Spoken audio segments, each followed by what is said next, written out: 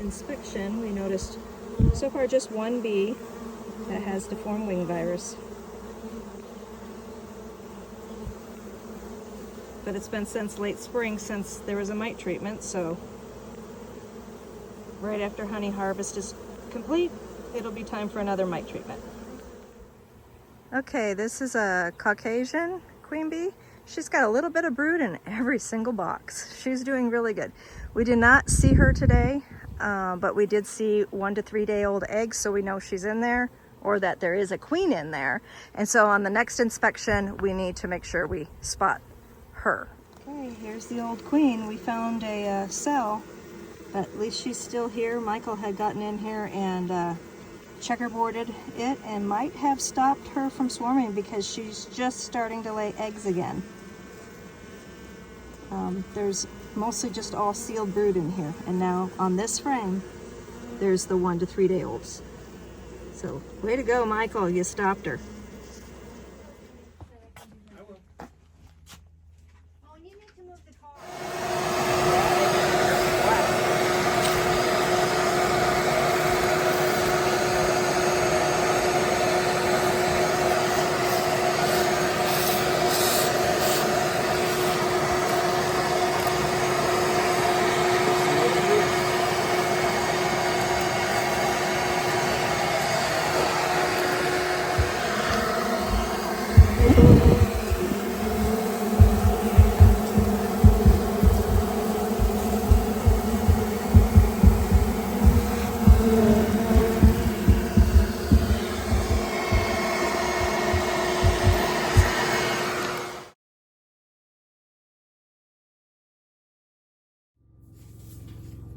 Hey, Monica here. I did not get done hardly anything on my list that I did yesterday, and yeah, so got to Tucson late. Was supposed to be there around 2, didn't get there I don't think until 3:30, and then it just all snowballed from there. Each project took me a lot longer than I expected, so I only got 2 out of the 5 stops done. Wow. And today is booked without even going back to doing or catching up on the 3 I didn't get done yesterday. So wow, yeah. Oh my goodness. So this is just a quick, I've been extremely busy, but I teach, I'm a mentor, and there's been some stuff posted on the social media that I just want to make a few notes and talk to you all about. One is when people say you don't need to pay a mentor. You do not need to pay to learn the valuable skill of beekeeping.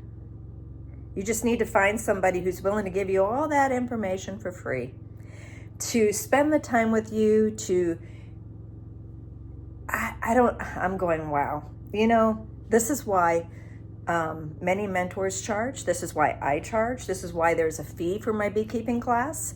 I am going to give you all the information I know to date. Everything that's built up into me as a 3rd generation beekeeper, working in bees since I was knee-high to a bee box, I am going to tell you at my class. This saves you money. Yes, you forked out money to talk to me or to take this class and learn from me. But in the long run, this saves you from having losses, or as many losses. All beekeepers have losses. But this helps you not have that kind of loss. Like, I met somebody one time that had bought a nuke one year and didn't take a class, just read a couple books, watched some stuff on YouTube, and the nuke failed. Bought another nuke, and that failed. So this person came to me and said, "You just can't keep bees in Tucson." And I was like, what? Let's say you take my class, you buy a nuke from me, and I will make sure that that nuke lives over a year until you grasp the skill of beekeeping. Okay, so now that person has more money invested, but they have me at their beck and call. So You send me text, you send me messages. If you have an emergency, you get me on the phone.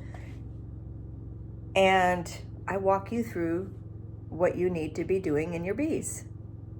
That person got up to like 12 hives within the first year and a half, and literally was like overwhelmed by the amount of bees he had. Started gathering bees. I mean, like, he learned it. He finally grasped it. I was there only to guide him. I don't tell people what to do. This is their adventure. I get that. I am not a bossy beekeeping mentor. I say, this is what I would do, but other people have done this and it's worked for them. I don't say, you must do this. I'm kind of offended when somebody says, you shouldn't pay, because that's telling me that my knowledge isn't valuable at all. Wow. And that's telling me that you think that people should just be taught the skill of beekeeping, and that way they don't take it seriously. You have nothing invested. You're like, you can do all these things for free or a little bit, no charge. You shouldn't pay anybody. And granted, there's people out there that will assist you here and there. They're not going to be available for you all the time. I went to a bee removal last night, and for an example, the lady told me she got one quote from one beekeeper in the area. It was going to be like $700 and $900 to do the pillar removal. I charged $350. It took me, I think, an hour and a half or so, something like that.